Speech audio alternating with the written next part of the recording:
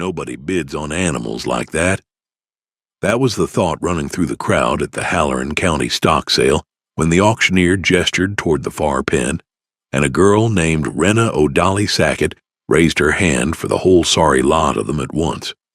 35 alpacas, thin through the ribs, their fleece matted and yellowed at the tips, some of them missing patches down the flank where they had rubbed themselves raw against a fence somewhere in a life nobody had bothered to record. They had come up from a foreclosed spread 2 counties over, and the man who once owned them had let them go past the point of shine, and now they stood in the cold light of the Ferndale auction barn, looking like something the wind had forgotten to finish. The auctioneer had opened the bidding low and gotten nothing, then lower, and still nothing, because everyone in that barn raised cattle or sheep or ran hay, and everyone knew that a bony alpaca was a mouth without a market. Then the girl lifted her hand, and the room turned to look at her, and a low ripple of laughter moved through the folding chairs like a draft. She did not laugh back. She did not do anything but hold her hand up and keep her eyes on the pen. And when the auctioneer said sold to the young lady in the gray coat, she nodded once and reached for the paper without a word of celebration, as if she had bought a bag of nails.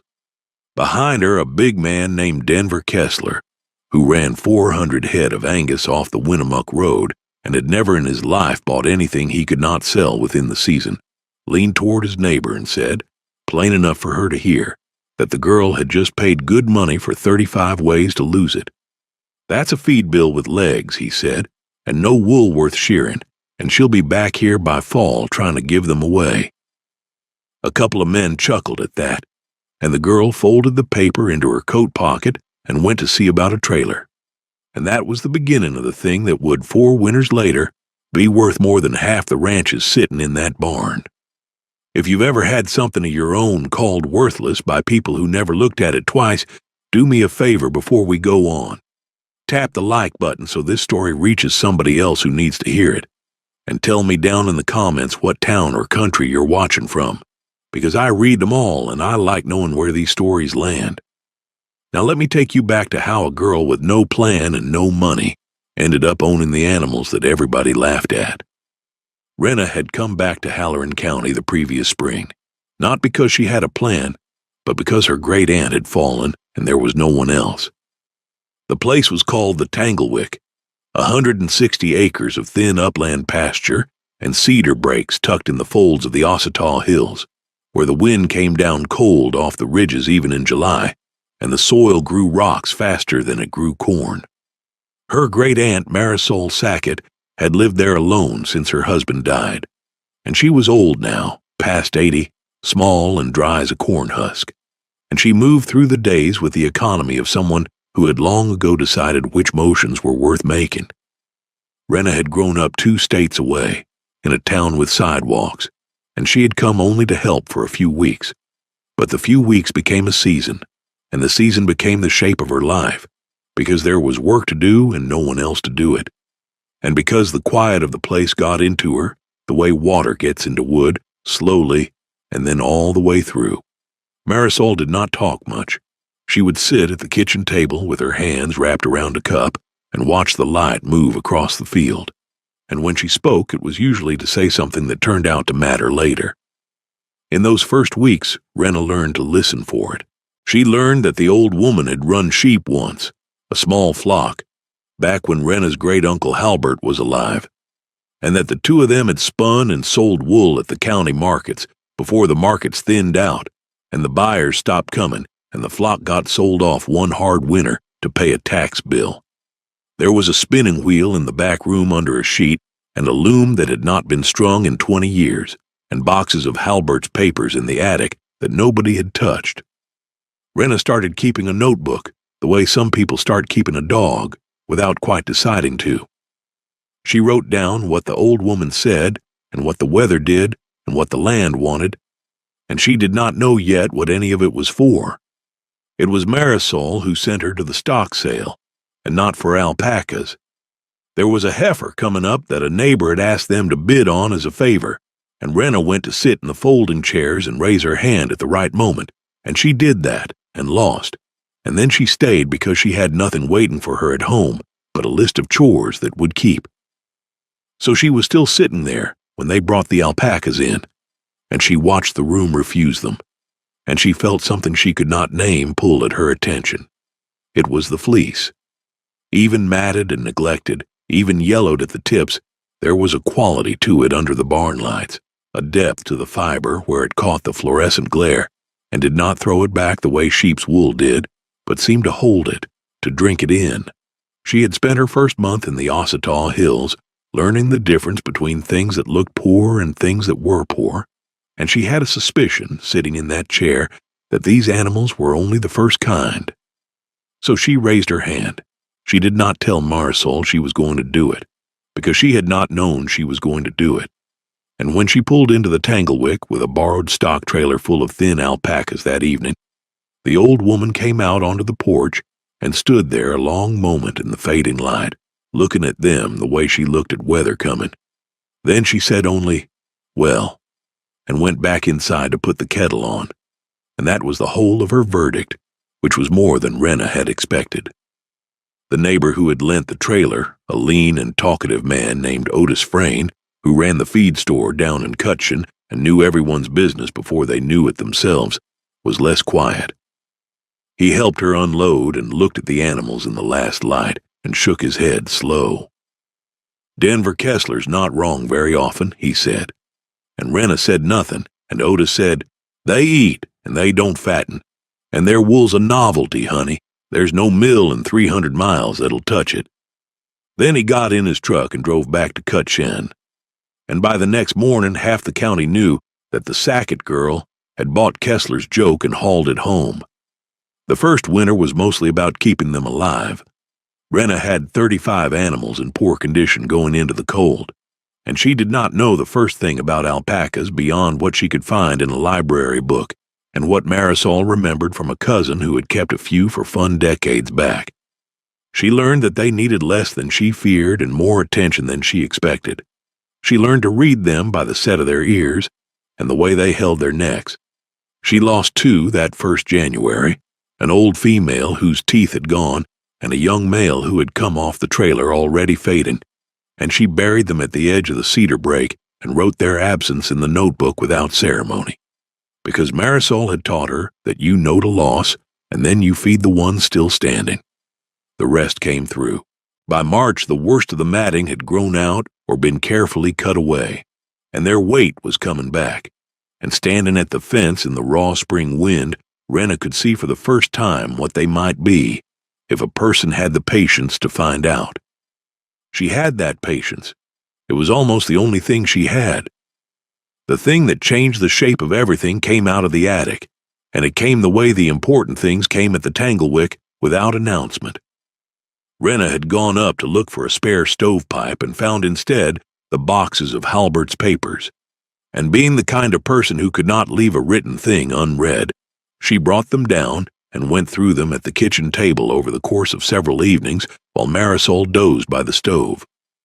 Most of it was ordinary, receipts and seed catalogs and a hunting license from 1961. But there was one book, a ledger bound in cracked black cloth, in which Halbert Sackett had written down the results of a lifetime of small experiments, and near the back, in a cramped and careful hand, Rena found a page about wool, not sheep's wool. Halbert had kept a few alpacas himself, it turned out, 3 or 4, more curiosity than enterprise, and he had noticed something about their fleece that he had written down and never done anything with. He had written that the animals grown on the high, thin, cold ground of the ridges put down a finer, denser, more crimped fiber than any he had felt off the fat lowland stock, and that the harder the winter, the finer the fleece came in the spring, as if the cold were pressing something into the animal that a soft life would never make. He had underlined one line twice.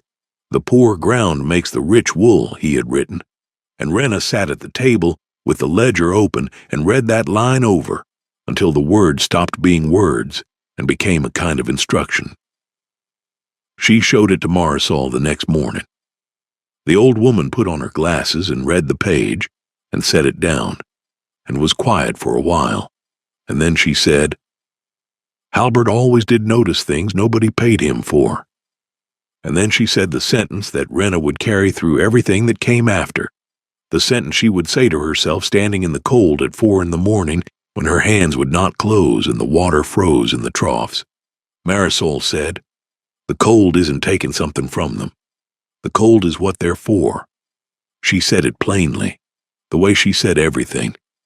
And then she got up to feed the stove, and Rena wrote it in the notebook and underlined it the way her great-uncle had underlined his twice, and understood that she had been handed the whole of the thing in a single breath by an old woman who did not think she had said anything remarkable. So that spring, when the shearer came through the county on his circuit, Rena did not sell the fleece by the pound to the one broker who bought fiber wholesale for pennies and shipped it off to be blended into batting.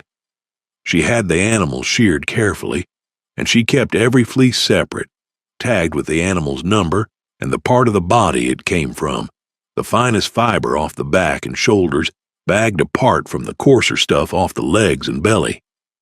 She had a whole outbuilding full of raw wool and no idea what to do with it. And Otis Frayne, coming by to collect the trailer he'd lent again, looked at the stacked bags and said, "You gonna eat it?" and laughed. And Rena said she was going to learn to spin it, and Otis laughed harder, kindly, the way you laugh at a child who says she's going to build a rocket. But he told the story at the feed store, and the story of the Sackett girl learning to spin alpaca wool off her useless herd made the rounds, and Denver Kessler, hearing it while he waited on a delivery, said the sentence that this whole story exists to answer. He said, "That girl's chasing a hobby down a hole. There's no money at the bottom of it, only more hole." Otis repeated it to Rena, half as warning and half as gossip, and she wrote it in the notebook without comment and went back to the spinning wheel Marisol had uncovered and taught her, thread by broken thread, to use. Learning to spin took her most of that second year, and it took her that long because Marisol would not let her hurry it. The old woman's hands were too stiff to spin much anymore, but they remembered everything, and she sat beside Rena in the evenings and corrected the tension by the sound the wheel made, telling her to slow down, you're pulling it thin because you're in a hurry, and thread pulled in a hurry breaks. Rena's first skeins were a disgrace, lumpy and uneven, and she kept them all in a basket by the door as a record of where she'd started, and slowly, over the fall and into the third winter, the thread coming off her wheel began to change. It began to come off even and fine and strong, and when she washed it and set it and held a finished skein up to the window, the alpaca fiber did the thing she had first seen under the barn lights. It took the light in and held it, and gave back a soft depth that no sheep's wool she had ever handled could match, and it was warmer than it had any right to be, and lighter than it looked, and when she knitted a pair of gloves from that first good skein and wore them out to the troughs in a hard January dawn, her hands stayed warm for the first time all winter. She stood at the fence with her warm hands and looked at the animals that everyone had called useless, breathing steam into the cold air, their new fleece coming in dense and fine off the poor high ground.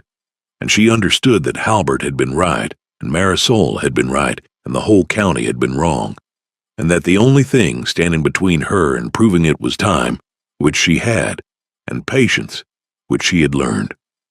The first thing she made to sell was a scarf, and she did not set out to sell it.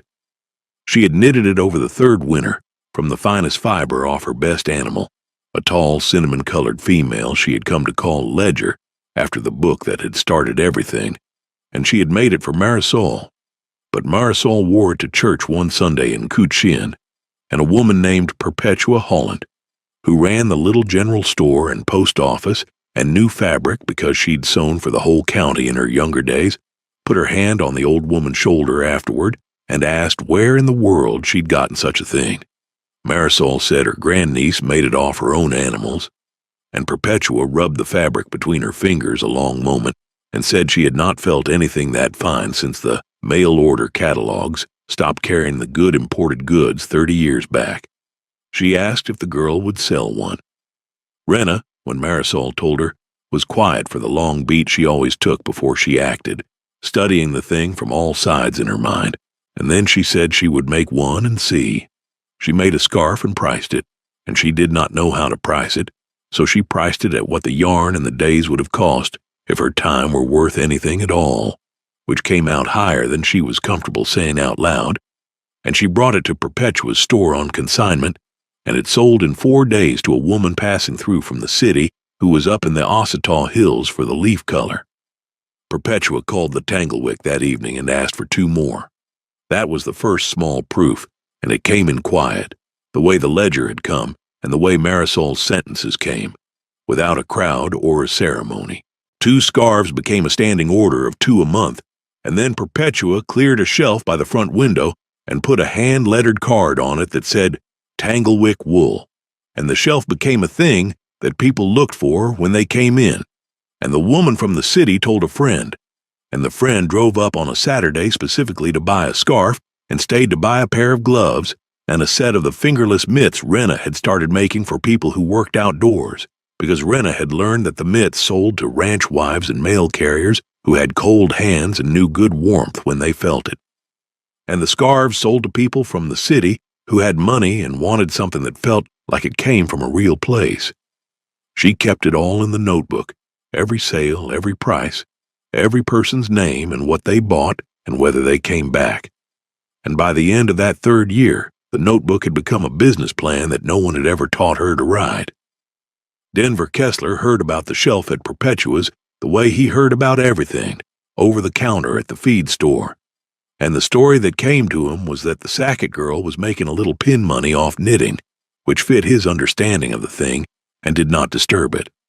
A hobby down a hole, he had said, and a hobby down a hole it remained in his mind, and he was not a cruel man, only a conventional one, a man who measured worth in head of cattle and acres of hay, and could not see the value in anything that did not scale the way those things scaled. When Otis Frayne mentioned one afternoon that he'd heard the girl got $60 for a single scarf, Kessler said that was fine for her, and that $60 was $60, but that she had 33 animals eaten year-round to support a trickle of scarves, and that the arithmetic would catch up with her the way it caught up with everyone who confused a nice feeling for a business. He offered this as a fact for consideration, not an insult. And Otis, who had grown a little protective of Rena over 3 years of lending her trailers, and hearing her talk about crimp and micron count with a certainty that had started to unsettle his own certainty, said only, maybe, and let it lie. What Kessler did not understand, because he had never stood at Rena's fence in the cold, was that the arithmetic was already turning slowly in a direction his kind of arithmetic could not measure. Because the thing Rena was selling was not scarves, the thing she was selling was the fiber itself, the particular fineness of it, and word of that fineness was moving through a network she had never advertised to and could not have reached if she'd tried. The network of people who cared about such things. A knitter from 3 counties over drove up because she'd heard there was hand-spun alpaca to be had that was finer than the imported stuff, and she bought raw skeins, not finished goods, and she paid for the skeins what Perpetua charged for a scarf, and she told her guild, and by the 4th spring, Rena was selling out of finished goods and skeins both, and she had raised her prices twice and sold more each time, which was the thing about her product that Kessler's arithmetic had no line for, that the higher she priced it, the more it seemed worth, because scarcity and quality together make a thing that people will drive 100 miles for. She was still shearing 33 animals once a year and getting 1 fleece each, and that was still, on paper, a small operation. But the fleeces were worth many times what any sheep's wool in the county fetched, and she was turning fiber into thread and thread into goods with her own hands, and every step she added multiplied the worth of what the cold and the poor ground had put into the animals for free. The 4th winter was the hardest anyone could remember, and it was the winter that made her. The cold came down out of the Ossataw Hills in November and did not leave, and there were 3 weeks in January when the temperature did not climb above 0, and the wind stripped the heat off everything it touched, and the cattlemen along the Winnemuck Road were hauling hay through drifts and losing calves to the cold, and Denver Kessler was up at all hours running heaters in his cabin barn and burning through fuel and feed at a rate that made his own arithmetic sweat. Up at the Tanglewick, Rena kept her animals in the old cedar-sheltered pasture where the ridge broke the worst of the wind, and she fed them and broke the ice on their troughs twice a day, and she wore the gloves she had made from Ledger's fleece, and her hands stayed warm. She watched the herd through that killing cold, and she was not afraid for them the way Kessler was afraid for his cattle, because she had come to understand what her great-uncle had written and what her great-aunt had said, that the cold was not the enemy of these animals, but the maker of them, that everything cruel in that January was going into the fiber, pressing it finer and denser and more crimp than any winter before, laying down in the follicles of 33 thin-boned animals a spring clip that would be the best she had ever taken. She kept the notebook going by lamplight. She wrote the temperature each morning and the condition of the herd, and one night in the deepest part of it, she wrote her great-aunt's sentence again, "The cold is what they're for." And underneath it she wrote, "And this is the coldest," and left it at that. Marisol went into a slow decline that same winter, not from any one thing, just from the accumulated weight of her years pressing down all at once the way weather presses down. She stopped coming out to the fence. She sat by the stove with the scarf Rena had made her wrapped around her shoulders, the cinnamon one off Ledger, and she watched the light move across the field the way she always had, and she spoke less and less, and what she said got shorter and landed harder.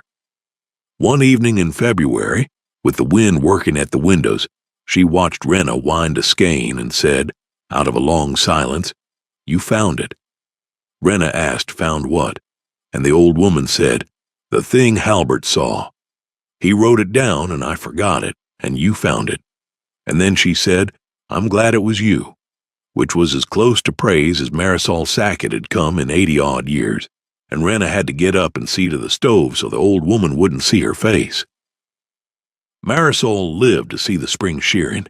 She sat bundled in a chair by the outbuilding door and watched the shearer take the fleeces off one by one, and when he laid out the clip off Ledger and off the young ones born on the ridge, the fiber came off dense and fine and shining, the best the county had ever produced whether the county knew it or not, and the shearer, a taciturn man who had sheared everything from show llamas to feral mountain sheep, ran his hand through it and said he'd never felt finer off any animal in 30 years on the circuit. Marisol looked at Rena and did not say anything. She didn't need to. She died in her sleep 3 weeks later, at the beginning of May, with the scarf on the back of her chair and the field full of the green she had watched come and go for 60 springs, and Rena buried her beside Halbert at the edge of the cedar break, near the 2 alpacas she'd lost the first winter, and she wrote it in the notebook the way Marisol had taught her, a loss noted plainly, and then she went out and fed the one still standing. The vindication, when it came, did not come as a single moment, but as a season. The way everything real at the Tanglewick came. That 4th Springs clip, the one the killing winter had made, was the finest fiber anyone in the fiber world had felt come out of the region.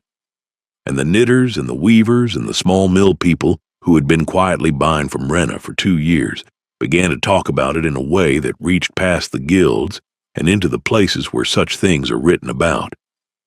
A woman who wrote for a magazine about handcraft and heritage textiles drove up the long gravel of the Tanglewick Road that summer, having heard from 3 separate people that there was a girl in the Ossabaw Hills producing hand-spun alpaca finer than the Peruvian import, and she sat at the kitchen table where Marisol had sat, and she looked at the raw fleece and the finished skeins and the scarves, and she asked Rena how she did it, and Rena, who did not know how to talk about herself, opened the black ledger to the underlined page and let Halbert say it. The poor ground makes the rich wool. The woman wrote it down. She wrote the whole thing down, the thin high pasture, and the killing cold, and the old woman's sentence, and the girl who bought the animals nobody wanted and spent 4 years proving that everybody was wrong. And when the piece ran, it ran under a photograph of Rena standing at the fence in the wind with Ledger behind her. And the orders came in from everywhere. They came faster than she could feel them, and this was the point at which a different kind of person would have made a different kind of mistake. This was the point at which the men along the Winnemuck Road, if they had been in her position, would have gone to the bank, borrowed against the land, bought 200 more animals, built a barn with a metal roof and a name on it, and tried to turn a trickle into a flood. Rena did not do any of that. She had learned patience from the animals and economy from Marisol, and caution from the ledger, and she understood something that the article's sudden attention did not change, which was that the thing that made her fiber worth what it was worth could not be scaled without being destroyed. The fineness came from the poor ground and the hard cold and the small, careful attention she could pay to 30-some animals, and no more.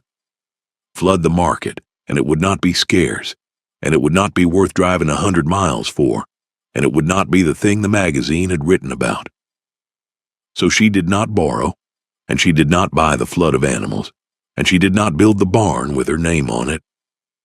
She raised her prices again instead, and she started a list of people waiting, and she let the demand pull at her slowly, the way she wanted it pulled. She kept back the best young females each year to grow the herd a little, 10 animals over 3 years, all of them born on the ridge and made by the cold, and she trained a cut-chin teenager named Halsey Frayne, Otis's granddaughter, who had a good eye and patient hands to help with the shearing and the spinning, and she built the thing the same way she had built everything, by attention, not by debt.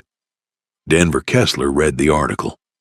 Otis Frayne made sure of it, left a copy on the counter at the feed store folded open to the photograph, and Kessler picked it up the way a man picks up something he half suspects is going to cost him, and he read it standing there with the delivery invoices still in his other hand. He read the number the magazine printed, the price a single skein of Tanglewick fiber commanded now, and he did the arithmetic he was so good at, the arithmetic he had used 4 winters before to prove the girl was chasing money down a hole. And this time, the arithmetic came out somewhere he did not expect. 33 animals, 1 fleece each. He knew what his 400 head brought, and he knew what his hay brought, and he stood there long enough that Otis asked him if he was going to buy the paper or just read it. And Kessler put it down and did not answer and went out to his truck. He did not say anything for a while after that. He was not a man who liked being wrong out loud, and he did not make a large production out of it. But the thing had gotten into him, and it worked on him the way the cold works on wool, slowly and all the way through. And it changed something in the way he saw the girl and the poor high ground and the animals he had called a feed bill with legs. He came up to the Tanglewick himself in the fall, which nobody could remember Denver Kessler doing for anyone, and he did not call ahead. Rena was at the outbuilding sorting the last of the clip when his big truck came up the gravel, and she stood and wiped her hands and waited, taking the long beat she always took, and he got out and stood by the fence looking at the herd for a while without saying anything, which for him was a kind of apology before he'd said a word. Then he said, "I told a lot of people you were wasting your money." Rena said, "I heard." He said, "I was going by what I knew, and what I knew didn't have room for this." He nodded at the animals, at the fine dense fleece coming in for another winter, at the whole improbable proven thing. Then he said the reason he'd come, which was that he had 400 acres of the same thin cold ridge ground along the Winnemuck that grew rocks and poor grass, and had never made him a dime past what he could run cattle on in the good months, and he wanted to know if she thought it would grow the wool.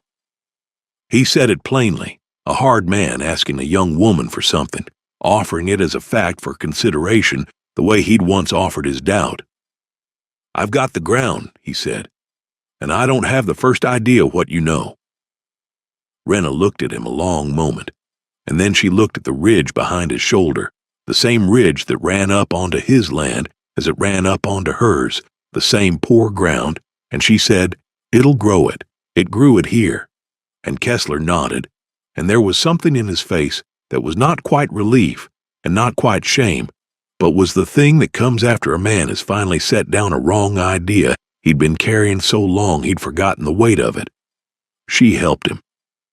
That was the part that surprised the county more than the rest of it.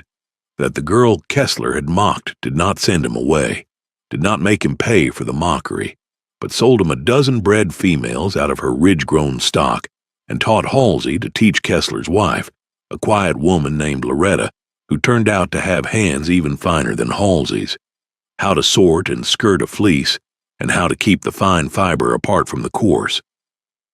Rena did it not out of softness, but out of the same clear seeing that had made her raise her hand at the auction 4 winters back, because she understood that one girl with 33 animals could not supply what the world had started asking for, and that if the thing was going to grow, it should grow the right way, spread across the ridge among people who would tend it with attention, each keeping a small, careful herd on poor high ground.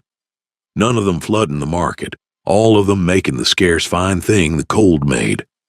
She had seen that the worth was in the fiber, and the fiber was in the cold, and the cold was in the ground, and none of that could be owned by one person or scaled into a flood. And so the only way to let the demand grow was to let the people grow with it. She kept the notebook through all of it.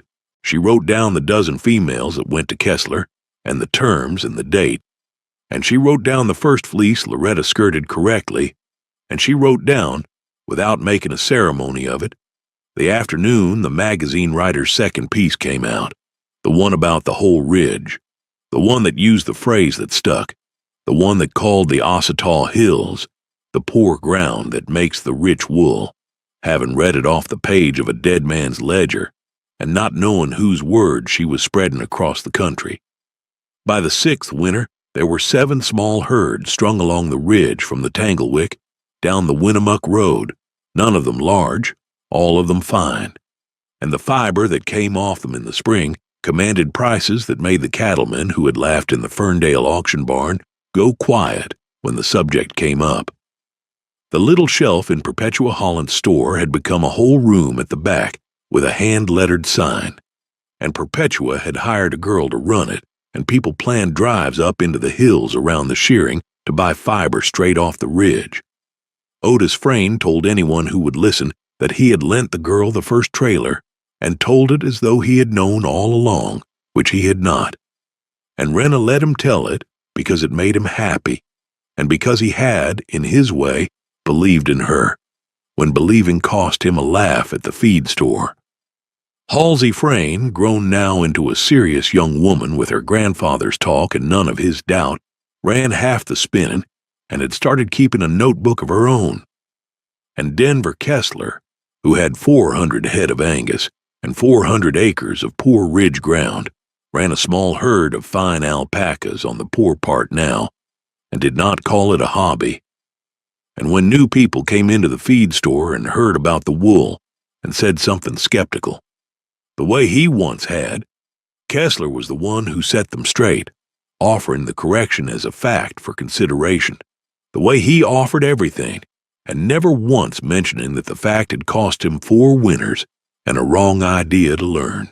Rena stood at her fence on a cold morning in the 7th winter, wearing the gloves she had made from Ledger's first good fleece, the gloves that had worn soft with years and stayed warm through every January since, and she watched the herd breathing steam into the raw light, the same way she had stood at that fence her first spring when they were thin and yellow and everybody called them useless.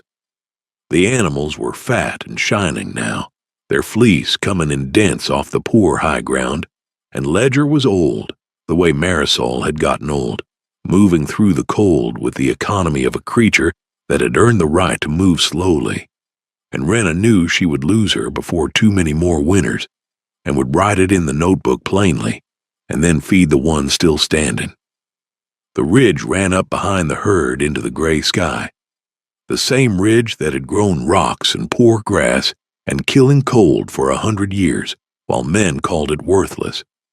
The ground her great-uncle had written about and her great-aunt had understood, and Rena thought, as she often did now, that the thing had been sitting there in plain sight the whole time, that the worth had always been in the poor ground, waiting for someone patient enough to look at it in silence for a long beat and see it. She had that patience. It had turned out to be the only thing she needed. She pulled the notebook from her coat and wrote the temperature and the condition of the herd, and under it, because it was the coldest morning of the year, she wrote her great-aunt's sentence one more time, "The cold is what they're for." And she stood a while longer in the wind with her warm hands, and then she went to break the ice on the troughs. If this story reached you today, and you've ever had someone look at what's yours, your work, your idea, the thing you love, and tell you it isn't worth the trouble, do something with it. Send it to that person you know who's still standing at their own fence in the cold, tending the thing everyone told them to give up on, because they might need to hear tonight that the poor ground makes the rich wool, and that patience beats every laugh in every auction barn in the end. Tell me down in the comments about the thing in your own life that people called useless, and whether you kept it or let it go, because I want to know. And tell me what town or country you're watching from so I can see how far this story traveled. I read every single comment that comes in, every one, and I'll be looking for yours. What happened after that 7th winter was not an ending, because the Tanglewick did not deal in endings, only in seasons that turned into other seasons. And Rena had long since stopped thinking of anything as finished. But there were things that came after, and they are worth the telling, because they show what a thing built by patience does once it has learned to grow. Ledger died the following spring, in the mild days just after shearing, and it happened the way Marisol had gone, quietly and in her own time, lying down in the cedar shade one warm afternoon and not getting up. Rena found her there in the evening light and knelt beside her a long while, her hand in the fine cinnamon fleece that had started everything, the fleece that had made the first scarf and the first proof, and had put warmth in the gloves she still wore. And then she buried her at the edge of the cedar brake with the others, near Marisol and Halbert, and the two she'd lost that first hard winter. And she wrote it in the notebook plainly, "Ledger gone," and did not write anything more, because there was nothing more that needed saying, and everything she felt was already in the ground. She kept back Ledger's last fleece separate from all the rest, and she did not sell it, and she did not spin it. She put it in a cloth bag in the back room beside the spinning wheel Marisol had taught her on, and it stayed there, the way certain things stay, as a record of where she'd started. The ridge kept growing herds. By the 9th winter there were 11, and the people who kept them had formed, without anyone quite deciding to, a loose sort of fellowship that met at Perpetua's store on the cold Saturdays to sort fiber and trade breeding stock and argue gently about crimp and micron and the right way to skirt a fleece, and Rena sat among them not as an owner of anything, but as the one they turned to when a question came up that only the ledger could answer. She had made a copy of Halbert's underlined page and pinned it to the wall of the sorting room at Perpetua's, and new people read it when they came in, and it became the thing the fellowship believed together, that the poor ground makes the rich wool, spoken now by a dozen mouths that had never met the man who wrote it. Rena liked that.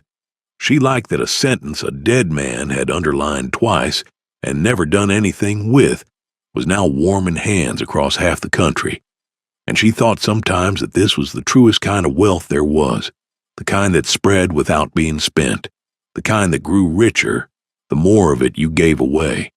Halsey Frayne took over more of the spinning as Rena's own hands began, in time, to stiffen the way Marisol's had, and Rena sat beside her in the evenings the way the old woman had sat beside her, correcting the tension by the sound the wheel made, telling her to slow down, you're pulling it thin because you're in a hurry.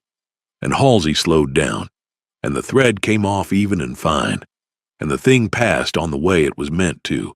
Loretta Kessler's fiber won a ribbon at a fiber festival 3 states over, and Denver drove her there and back and did not say much about it but kept the ribbon on the visor of his truck where a man could not help but see it, and that was Denver's way of making a large production out of something without admitting he was doing it.